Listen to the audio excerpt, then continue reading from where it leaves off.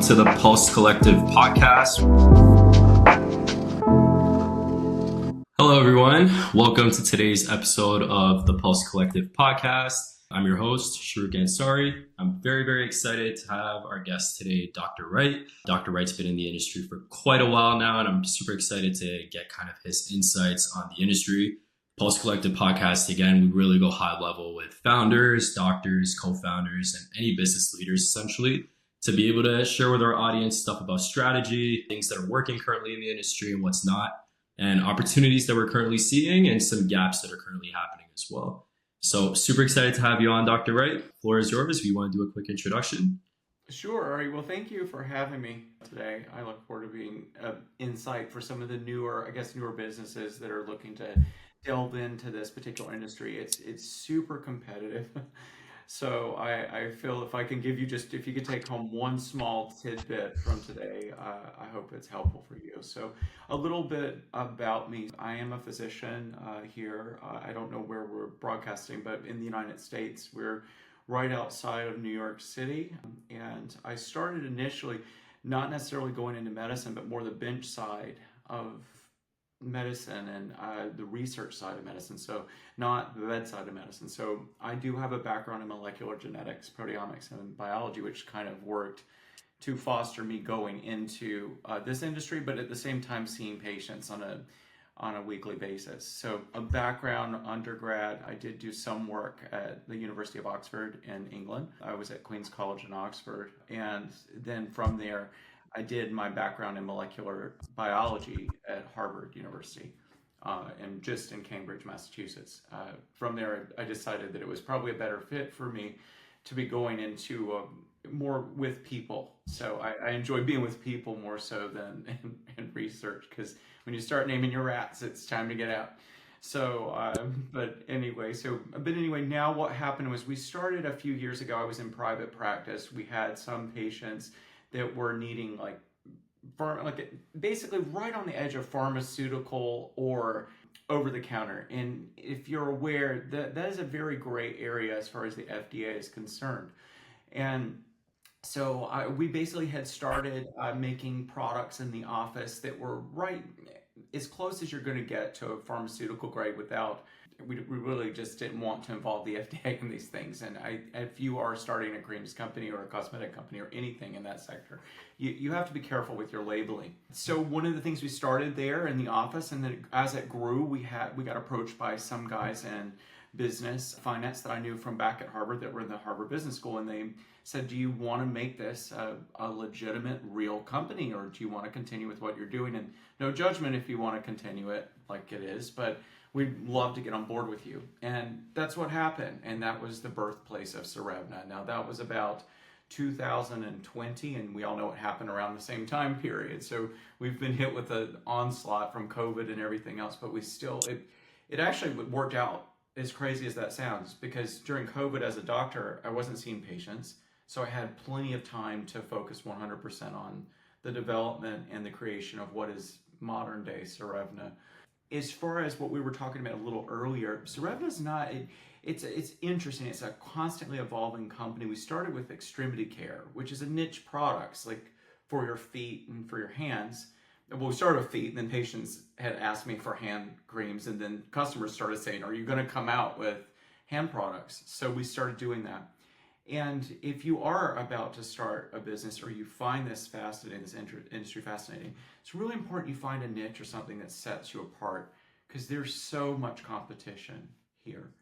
And with ours, we started, for instance, if you're familiar with any of our products, we started with the foot therapy cream. And what makes that a little different is it does have urea in it, but most of your companies, very few have urea. Urea is a component that's in that acts as both a moisturizing agent as a particular enzyme called a keratolytic. So what that does is it breaks down redundant tissue, or in this case, calcified or hyperkeratotic tissue, like calluses, which everyone's familiar with, which can be uncomfortable too. So it's not just a cosmetic thing. People actually sometimes buy it because it's Right. uncomfortable walking on these. And so we legitimately started with that one, and then that became a huge hit. Then we started going into issues with dry feet, and then so on and so forth. But the key is you really need a niche. What separated us with that particular product, the first product we made, was that the urea wasn't just something in there that acts as a catalytic. Right. It was a vehicle for many of the other things that were targeting underlying inflammation in the tissues that led to the callus in the first place, and that's why it's been so successful. Okay, so it's more so like essentially going at the actual, not, it's not just like a treatment at its surface level, but actually going at its root cause, more or less. Yeah, That's and okay. that that took off, and then we were like, well, if this works, what else can we do? What else can we get into? And it was more of a, we have this already on the market, but how can we go about making this better than what we have on the market? And that led us to our natural hand therapy. And with me being a physician, I at the time right before COVID, I was in the operating room a lot. And I can tell you, for not just me, but for like nurses or people that are in professions like that, and then post COVID, it got even worse because then everyone's washing your hands so many times a day, using hand sanitizers that have Mm, um, byproducts in it or components in it that our skin is an organ, so it really isn't meant to be exposed to these chemicals with repetitious motion. So for multiple times throughout the day, it's quite detrimental because we have not all bacteria is bad, and these products just wipe away everything. So the hand cream was a totally different ballpark. I mean, we were beating our heads against a wall because we had to figure out one, what is the root cause? Most of it's you're destroying your normal biome on the hands, and then how are we gonna fix that? So then we started using experimenting with something called basically it's a lysate derivative, which is a pre and regular probiotic that increases growth of the bacteria we want on our hands, specifically on the back of our hands. And that turned out to be a real success. I mean, it's easy to come up with an idea sometimes, but then in practice, it can be very daunting for right. people. But that was that, and then after that, we breached into probably the most competitive sector of the market, which is your face, and that's very exciting. I don't know if you saw some of our stuff that's come out late. Some of it got a little leaked to Yahoo Finance prematurely. I was hoping that that was going to be closer to Q4, but some stuff gets out and you're trying not to let it become public knowledge because you really want to work it out more. So then you get a demand for a product that isn't quite ready yet. Right. But so it just motivated us to work a little harder and faster on things. But I think um, that's super cool. I think what I find interesting about your story, you started this all off as you need to establish a niche, and that's the most important thing at the end of the day is figuring out. You took a different approach, of course. You're super educated, but I think the main thing is you took, of course, like the more like innovation approach when it comes to actually making your product. Whereas a lot of people kind of struggle in terms of like the aesthetic space that I've spoken with, they're kind of struggling with the concept of differentiating from a marketing standpoint. You go on Instagram, Facebook, Google, and you're seeing 20 different providers that offer you the same exact thing. And their marketing, advertising, everything is pretty much the same. There's nothing really different unless this person told you that they visited that location, then you might go there. But there is no other drive for like a cold audience to really go to you compared to another provider that does the same thing.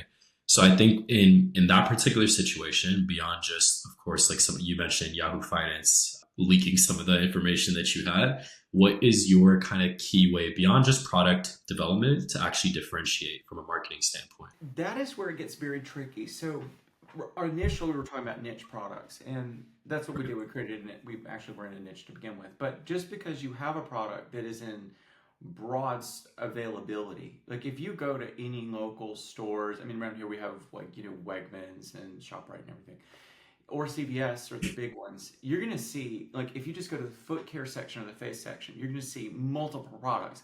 Right. That type of presentation is the exact same thing that's going to be on these marketplaces when you get to Facebook or you get to Google. It's the same concept, it's just a digital way of doing it. So the niche that way is not so much your product. You have to look at who the consumer is, and you have to, that is the most important part of making this company work. Is because if you don't know who your target audience is, then you're going to be in the dark with Right. everything. So to answer your question, that was a challenge for us too. We had niche products, but one, educate. Even if you come up with a product that's very similar to some other ones on the market, you have to educate those consumers first as to why you are better. So if you don't have an edge on them, you really should try to find, well, if it's not an edge on one of our products, like some companies, they'll say, we even have one of my colleagues that was like doing something similar. I can't go into specifics, but he's working on something very similar for a different part of the body or a different issue. And he said, well, we're having a hard time getting people to actually buy these products because you are inundated with 50 million people doing the exact same thing, just like you were talking about. Mm-hmm. I told him, I was like, well, do you know who your audience is? And his answer was, well, we're trying to figure that out. So you need to figure that out first. Whether it's you sample it, you can sample it before you go and spend all that money on ad spend, because Google wins every day at the end of the day, right? Even their AI software, they say it's meant to help. I'll be optimistic and say it's meant to help. But, but at the end of the day, it does help. It helps Google. So Yeah. if you spend $60,000 in ad spend in year one, and your return on ad spend is like 0.2 or 0.4, you can't keep that up. I mean, Yeah. at that rate. So It's not then you have to sustainable. figure out what can you do to make your product niched. Things like some things like ours, like ours are cruelty free. Every one of our members of our board are dog lovers. We said as if from this get go. So even if our products were identical, they're not. But if they were identical, that's a niche right there, because we don't have any type of animal testing on any one of our products, and that's what's important. It helps you differentiate your product. So if you don't have an exact niche, try to see, because most people, when they say they don't have a niche product, you have some angle on any product you make that you can hit it from. And your top advertising firms, we've worked with some of them already. We have one out of London that's been phenomenal. Right. And these guys will tell you the same thing I'm telling you. I'm just telling it to you for free. It's just, they'll tell you that you have to find the angle. What makes you better? And in the day and age where we've got micro influencers and stuff, that's already starting to attenuate, where Right. people tell you how to act and how to behave. That doesn't really go well. You and I both here are both here. You grew up in the U.S., and even where you are now in Canada, people don't like being told what to do here. Not at all. So, I mean, that's an important thing. So, knowing your audience, knowing what they're looking for, you create a message that resonates really well with them, and that will be your little loophole that's making you stand out from all those other products that you see in Facebook, whether it's Facebook Marketplace or if you're using ads on Facebook or Meta Suites, which would also be on Instagram. 100%. I think one thing that I find very interesting is a lot of business owners and a lot of people that are especially just starting off, but also very established business owners, they miss that first step and they're running into actual, like you said, paid advertising. But you also need to understand, like, you can have the best product in the world. A bunch of people claim they have the best product in the world, but if you don't have a market to actually purchase it, no business is sustainable. So that's kind of the entire concept behind, like, anytime I talk to any of these, maybe not people that are quite as experienced as you, but maybe like people that have been in the industry for 5, 10 years now, they're kind of noticing a shift now when it comes to traditional advertising, marketing, and now with the, I guess, emergence of AI being the buzzword at not just every single business, but also for a lot of practices. There's a big change. So I actually was curious from your perspective, like, where do you see the industry as a whole? If you had to just look at the wellness space with like medical, skincare, just everything, like, where do you see it going now when it comes to like artificial intelligence, specifically when it comes to like client retention, to running your advertising, when it comes to actually patient retention and prioritizing patient experience and satisfaction? Do you see it as an opportunity or do you see it more of a displacement for a lot of people that are not willing to leverage it? I actually see it as an opportunity Okay. in two ways, really. It's an opportunity for us who are stuck in our ways, and you of all people, like, because if you're working in the advertising sector, Yep. you know that those of us that are in medicine are the least likely to change. We don't like change. We have been taught for years and years and years this is how we do it based off of 50 million clinical trials, and that's how it should be done. And science is true, and there's no evolution in the field of science aside from what we learn in genetics and genomics. And I look at AI as a perfect tool thing. And take this spin on it. I don't know, many people don't think about it, but if you're talking more on the advertising side, think of how much time you're saving. Used to, you had to hire a whole team of creative director, people that were a creative director, a team of creative analysts to come up with one image. They would do real life photographs, videos of people holding these images and stuff. Then you got days of editing on Adobe back in the day of Adobe Photoshop, CS. I mean, Adobe is still an excellent tool, and most of your really serious companies are going to use it. Yeah. But if what you're referring to is a just starting out, just the software cost alone are cost prohibitive for a small business starting out. So what you can do is like you can find little tools like, are you familiar with Creatify? Have you seen? Creatify, yeah. Yeah, you have little things. Is it perfect? No, it's not perfect. I mean, you have to be very specific. Canva, same thing. Both of those are predicated on huge AI suites. Canva too. You can type in exactly what you need to know, but you'll notice with some of these, it's still growing because it's like Canva will give you like 6 fingers on a person, so you have to like be very specific and you say, I want a 26-year-old, you know, lady holding this one particular tube that has all 5 fingers.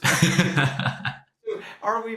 I don't want to say that we're ready to jump completely on the bandwagon of AI because it does need human oversight, but I Right. think it's a great opportunity. And frankly, if some people are a little reticent about going, and to be honest, I was very initially. I'm like, I don't really know. I'm talking to this, and I catch myself saying, "Thank you. Do you mind doing this? That's pretty good." But like as though I'm talking to a person. I'm worried I might offend it. It's kind of funny, but it's true. Yeah. Um, it's so creepy lifelike these days. But one of the things I do see, aside from just that, is if you look at the medical spectrum, because you mentioned with practices and stuff, so those of us in medicine that are resistant to this change, if you look at how much painstaking efforts used to be in a clinical trial, we are working on a project, sneak peek with an AI software right now. And we can upload our data from the series of trials of things that we know to be true, like gravity. We know gravity is going to work at a certain, like a certain rate, blah, blah, blah. You upload the things that we know that are hard, concrete, or so we think, facts. And then have that model, the AI model, run the test for you. So you're not stuck doing these tons and tons of clinical trials Yeah. when you can actually accelerate, maybe not the whole clinical trial because the FDA would flip out, but you can do parts of it. And it's the same with marketing. You can use AI to accelerate the process of creating narratives. That's a big thing that has changed really rapidly, as you can attest to in the last 3 years. That's a huge thing. Other things like testing. You're in Google too. You guys probably are experienced with Google AdWords and everything. They are with PMAX. Some of the stuff in PMAX is unbelievable. The data that Google's able to glean so rapidly, and you can amplify the data. Like you can take a small subset, you can amplify it and project where it's going. So I would say that's more of an opportunity. You know, it saves you money on long term. Now, Yeah. to that end, caveat: if you're starting with PMAX, you may not remember it is learning. We had mentioned earlier Yeah. learning, and you don't want to give them like thousands and thousands of dollars in your first few months because you're just going to be a guinea pig that you're paying to be a guinea pig. So I'd say limit that budget initially, and then you get to months 2 or 3 and get more data. Then maybe scale it a little bit, or it's going to hurt.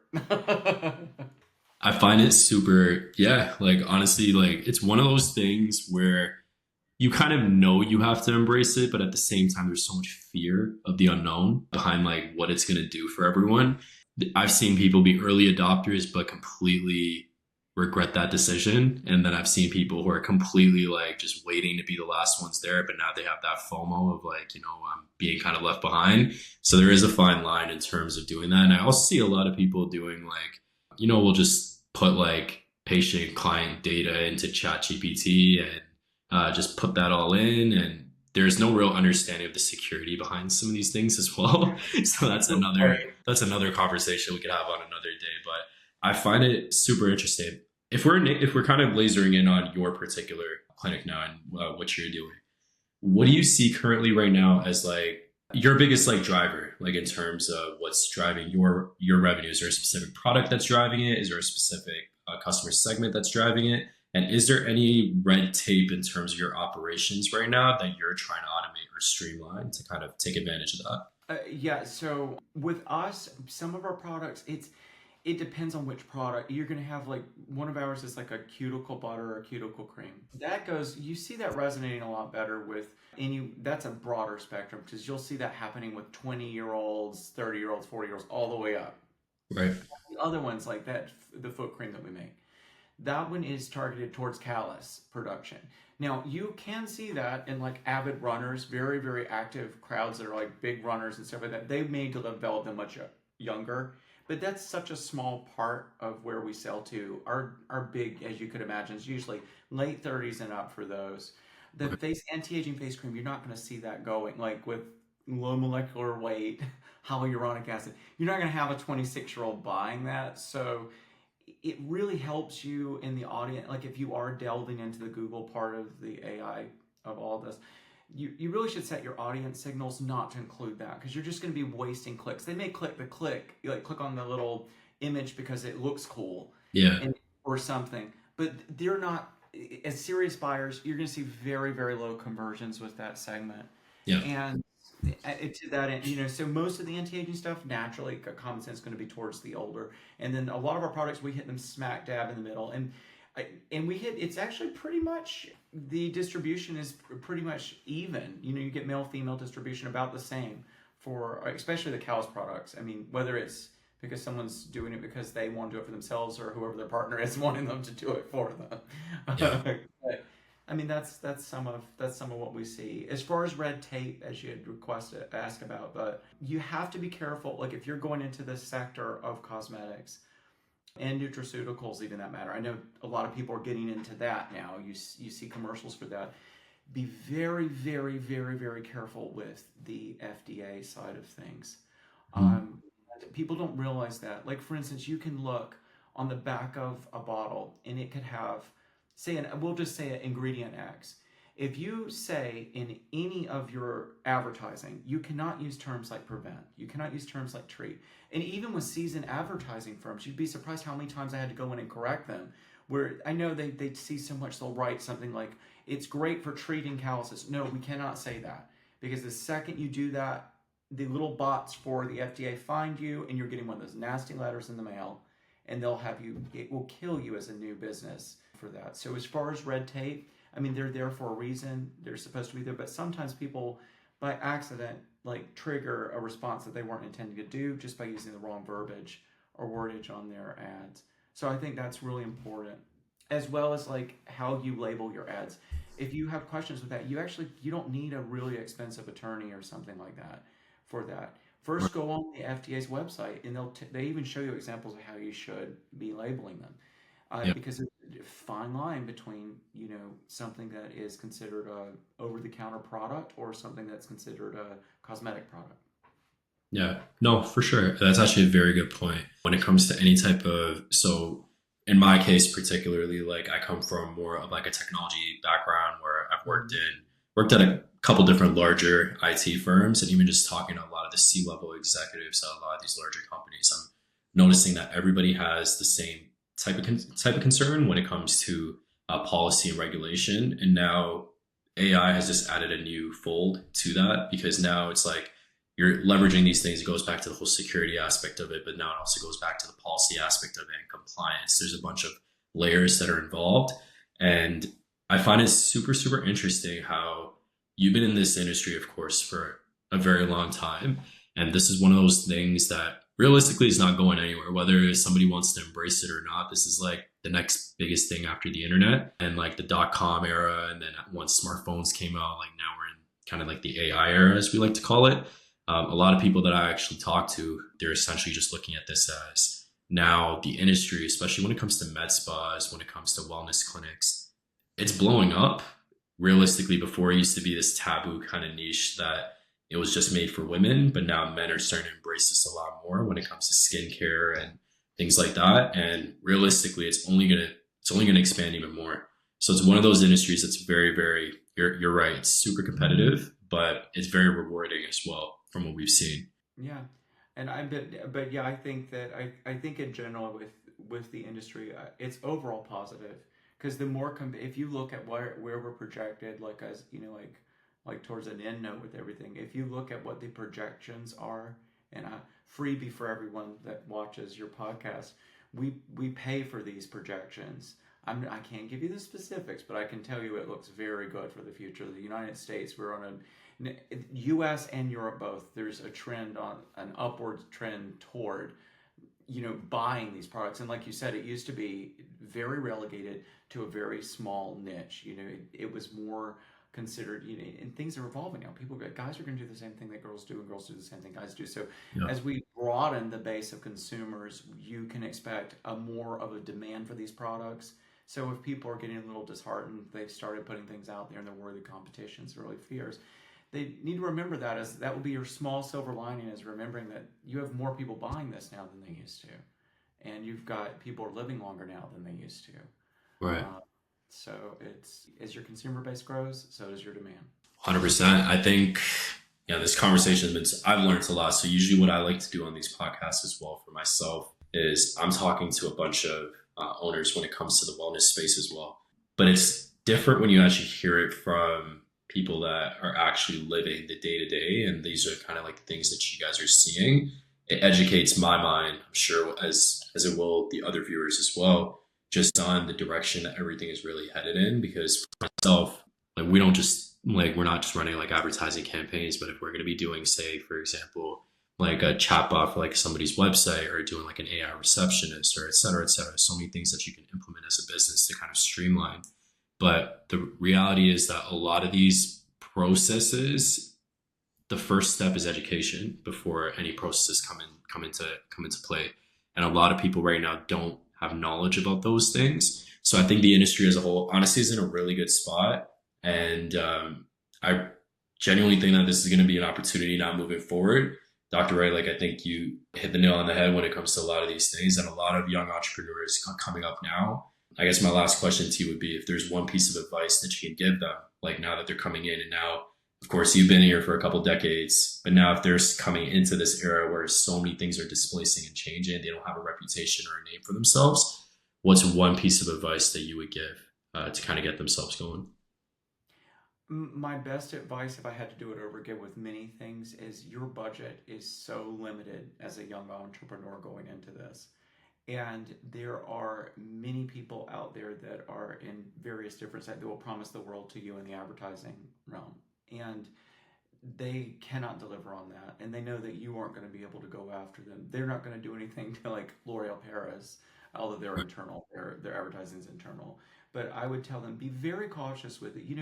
You wouldn't, when you go in the grocery store and we have like, millennials and Gen Z, you guys are really, I'm a millennial, you're really good about reading before you act. And all the things you do in the classroom that you learned in school, I never understood what people throw that out the window when it comes to a business.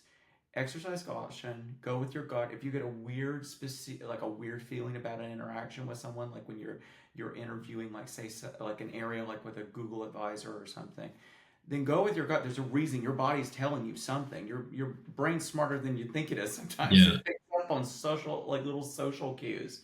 And if you feel that, rethink the area. Always study before you go to a meeting with someone. You look it up. They may give you, if they don't give you any sources, or they don't give you references or tell you other people, they tell you there's an NDA in place with their other clients. I will tell you that's it. Whereas it might be true with some, that's very unusual. Right. Companies that are large enough to share that go through the due diligence of an NDA are not going to be using some random person that sent you a cold email. If they have the level of people that are requiring NDAs before you get involved, just exercise some caution. It doesn't mean it can't be valid. I'm just saying, in my experience, when they tell you that, that's a cop out for them not giving you references because they haven't done a good job for their other clients. Right. Honestly, super well said, Dr. I think in order to wrap this up, I would love for you to kind of tell the audience about, where they can find you, whether that's social media, your website. You can plug that in right now. Sure. Basically, Sorevna is available right now. We're trying to keep it strictly through our website. Yeah, we also have it on many e-commerce platforms, but Google us. You'll find us. We're not that hidden. And as far as anything else, if you have questions about our company, we do have a Facebook page and we have an Instagram page that we try to keep up to date on a regular basis. But most of the data, if you want to know anything about it, it's on our website. Dr. Wright, it's been an absolute pleasure hearing about your experiences and hearing about some of the insight that you're able to share. I'm sure a ton of people are going to get value from this. And once again, I appreciate you taking the time out of your busy schedule. And once again, you never know in the future. Hopefully, once we get a little bit more traction with this, we'd love to have you on a little bit more, just because you shared a bunch of insight within these 30 minutes. And I feel like 30 minutes sometimes is not enough when you have Oh, this much, this much these are info. very dense topics. Yeah. No, but I appreciate it. Thank you so much for joining us. All right, thank you for having me. Take care.